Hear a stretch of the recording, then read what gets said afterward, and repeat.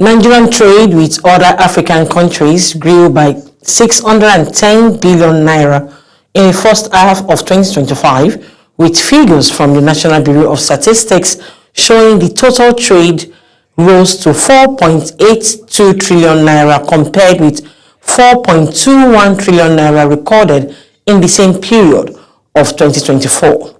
Welcome to Business Points, where we extract the Nigerian economy and the government policies. I am Kike Lomo Okere. The latest number highlighting both resilience of regional trade and distortion created by weakening naira. The quarter trend reveals contrasting movement in the first quarter of 2025. Trade fell to 1.86 trillion naira from 2.24 trillion naira in the first quarter of 2024.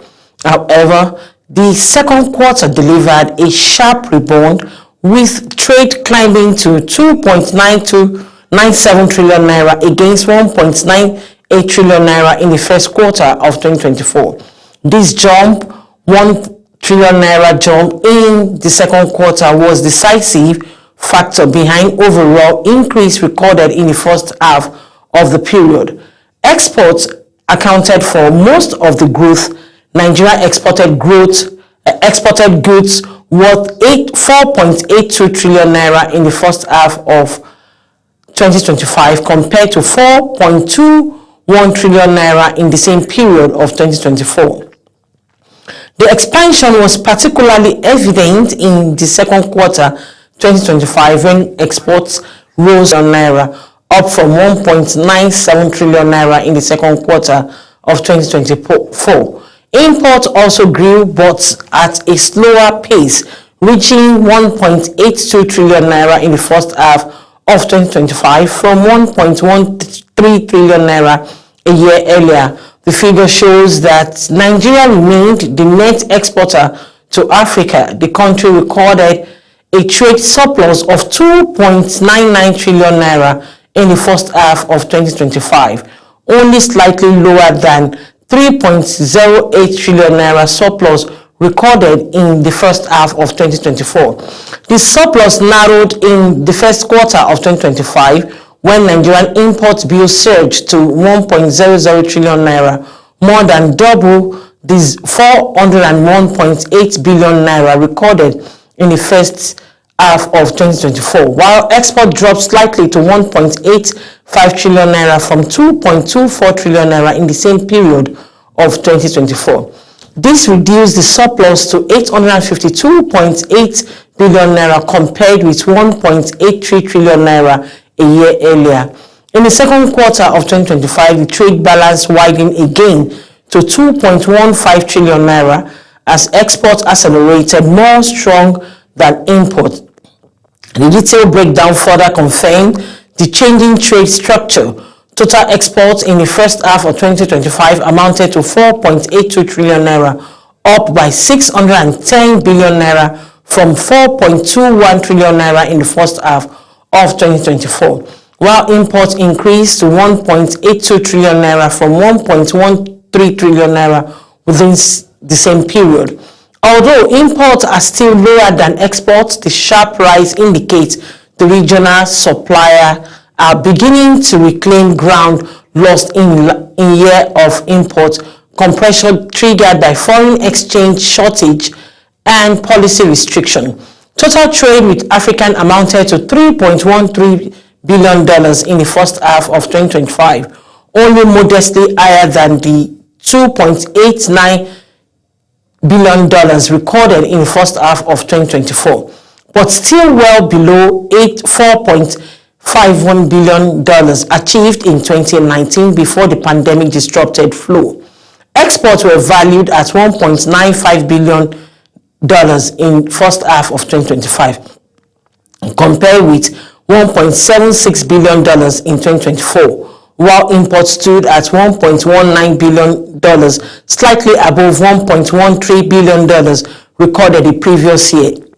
In 2019, however, exports had reached $4.93 billion and imports at $2.89 billion, highlighting how hard currency trade volume remained far below pre-pandemic benchmark. The discrepancy between Naira and dollar figures reflects the steep depreciation of currency over the past 6 years. In 2019, 1.38 trillion Naira in African trade equaled $4.51 billion at an average exchange rate of 306.73 Naira to a dollar. By 2025, however, 4.82 trillion Naira in trade was worth $3.13 billion at exchange rate of 1,538.50 Naira to a dollar. This 80% depreciation means that trade value in Naira appears inflated, even when the real volume and hard currency receipts are weaker. Despite the distortion, Nigeria's position as net exporter within Africa remains intact. The country's export base, particularly crude oil and related products, continue to dominate its trade with African partners. The surge in intra-Africa trade comes at a time when Nigeria faces intensifying friction with the United States of America. Nigerian markets is in turmoil following fresh concern over impending 25% capital gain tax on share disposal set to take effect in January 2026. The anxiety stems from new clarification made by Taiwo Oyedele, chairman of the Presidential Fiscal Policy and Tax Reform Committee, during an engagement organized by the Nigerian Exchange Group last month. Oyedele explained that under the new rule, investors who share and reinvest the proceeds in the fixed income securities or other non-equities assets will be subjected to 25% CGT. He, however, noted that retail investors will likely be unaffected, as 150 million Naira annually exemption threshold effectively shield 99.9% of individual players. Despite the exemption, capital market operators warns that new tax could disrupt investors' sentiment, especially among foreign portfolios investors who have recently shown renewed interest in Nigerian equities. One market operators who spoke on condition described the policy as poorly conceived, warning that its ambiguities, retroactive computation, and steep rates could deter capital inflow and raise the cost of equity at critical time when Nigeria is just beginning to recover investors' confidence. The experts added that with clearer rules, moderate rates, and cost basis adjustments, the tax could be implemented in ways that support rather than undermines market growth. Analysts fear that sudden policy shift, such as the CGT rule, could reverse these gains, triggering capital flight and eroding confidence, just as Nigerians seek to address long-term foreign investment, while the federal government aims to broaden its tax base and curb speculative capital movement markets. Stakeholders warns that poor design and abstract implementation could deliver the opposite effect. They opine that it can reduce liquidity, discouraging participation and undermining Nigerian reputation as a reform-driven investment destination. The Nigerian Insurance Commission says more than 1.47 million smallholders farmers across Nigeria are now covered under agriculture insurance scheme, making a significant milestone in effort to de-risk the agricultural sector and boost productivity. Commissioner for Insurance and Chief Executive Officer of NICOM, Olusegun Omoseyin, disclosed the figures during the 2025 stakeholders retreat of the House Committee on Insurance and Insurance Matters held in Maiduguri. Omoseyin said the insurance coverage was facilitated through the Nigerian Incentive-Based Risk Sharing System for Agricultural Lending (NISAL), which aims to reach 3.6 million farmers by 2026. Omosheni highlighted the tangible impact of the insurance on farm yields and resilience. In north-central Nigeria, insured rice farmers recorded 11% increase in productivity compared to their uninsured counterparts, averaging 20 bags per acres versus 18. He also cited the case of ginger farmers in Kaduna State who received payouts under the NAGS AP scheme after losing over 90% of their crops, demonstrating the value of insurance in mitigating climate and market risk. Additionally, livestock and encroachment insurance in Sokoto, Bauchi, Adamawa, and Plateau states have contributed to reducing farmers-herders conflict, a persistent challenges in Nigeria agricultural landscape. Omosheni called for a stronger collaboration among lawmakers, regulators, and stakeholders to ensure the effective implementation of Nigerian Insurance Industry Reform Act (NIRA) 2025. He described the law as a consolidation of fragmented legislation into a modern framework that empowers regulators, protects consumers, and promotes innovations.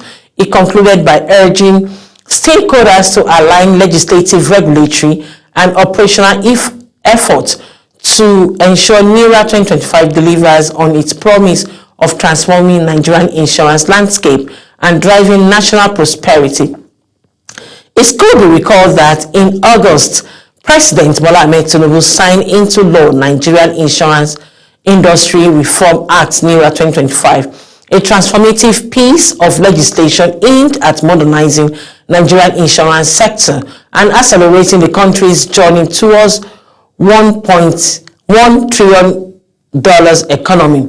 The act introduces sweep reform in the form of stringent capital requirements, compulsory insurance enforcement, and digitization mandates.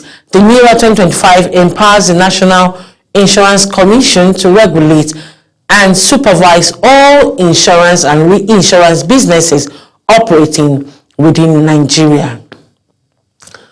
The price of cooking gas remains high despite the suspension of the strike action by the Petroleum and Natural Gas Senior Association of Nigeria last week, leaving residents of Lagos, Ogun, and other states in Southwest in utter despair. Meanwhile, the National Association of Liquefied Petroleum Gas Marketers has assured Nigerians that the ongoing scarcity of cooking gas, which led to the price hike across the major city, could ease within days as supply gradually resumes. Nigerians in the Southwest lamented that they started buying gas at the price between 1,300 and 1,600 naira per kg since last week, when Pengassin shut down major gas facilities to protest the sack of 800 workers by Dangote Refinery. However, an oil and gas expert, Olajiri Jeremiah, says the vacuum created during the 3 weeks pause in Dangote sales triggered panic buying and opened the door for sharp price hike.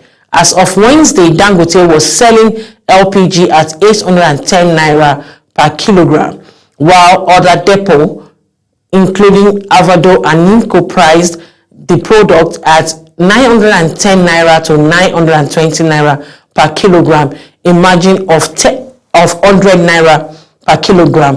In Abuja, retail outlets sold cooking gas for high as 1,400 naira per kilogram.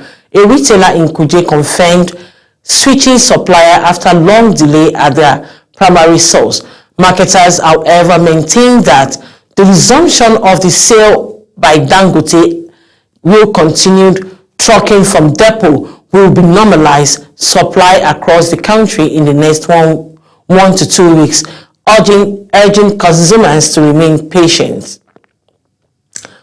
All right, let's take a quick short break now. We'll be right back. Don't go away. Stay with us.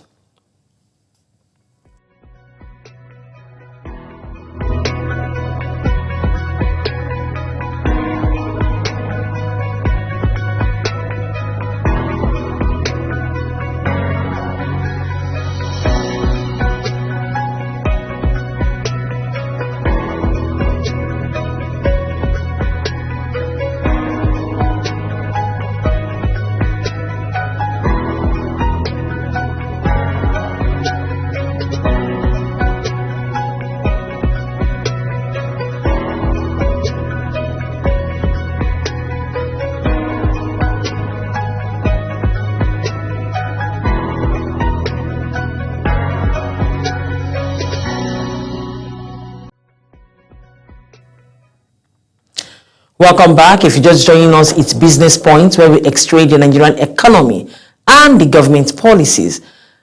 The Pension Transitional Arrangement Directorate has postponed the implementation of its guidelines on the deduction and remittance of check-off due to pensioners under the defined benefit scheme to December 31, 2025.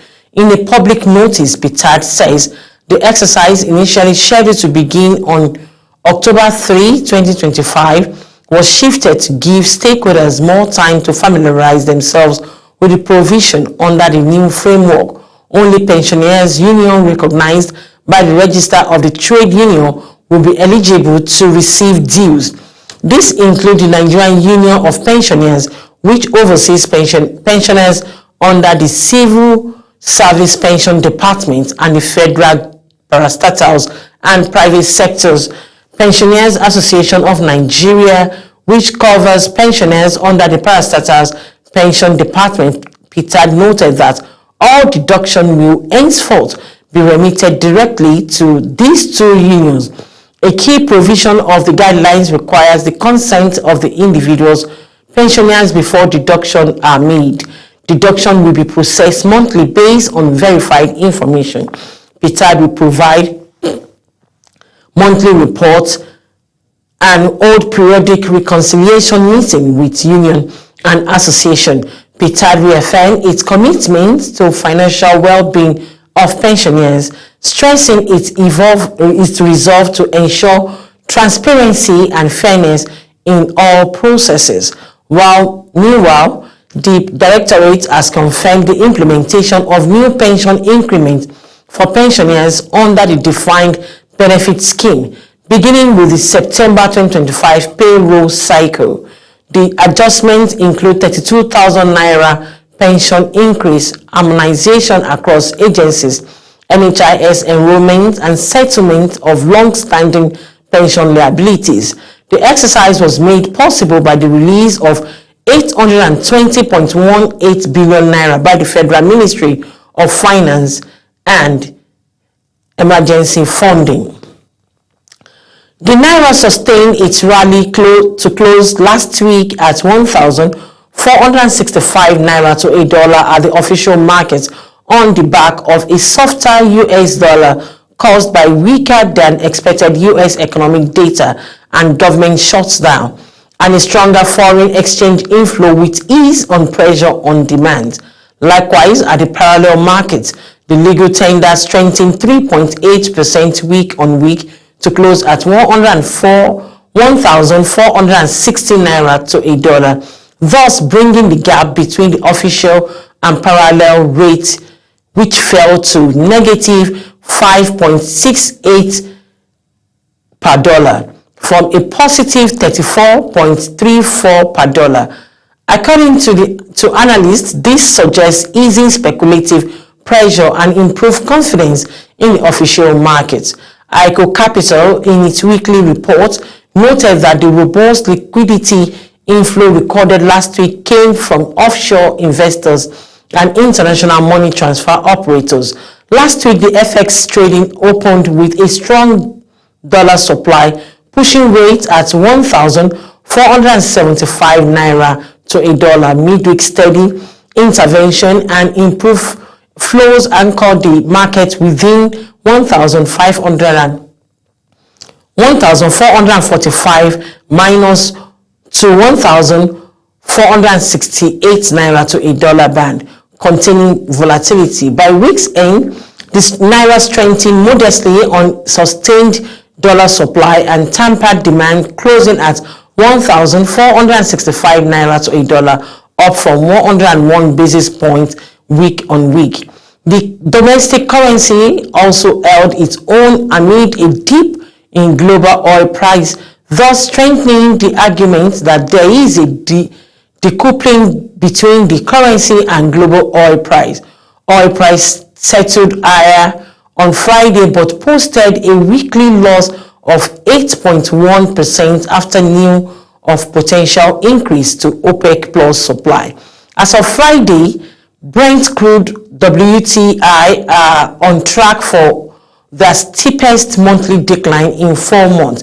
Brent crude traded at 64.53 barrel per day at minus 8.3% week to date, while WTI stood at $60.86 barrel per day, that is minus 7.6% week to date. Nigerian Bonny light crude slipped to 4.66% to 69.94 barrel per day, raising concern over potential revenue pressure for government and broader fiscal implication should oil price remain subdued in the short to medium term. The analyst at Cowry Asset Management Limited says, looking ahead, it is expected that the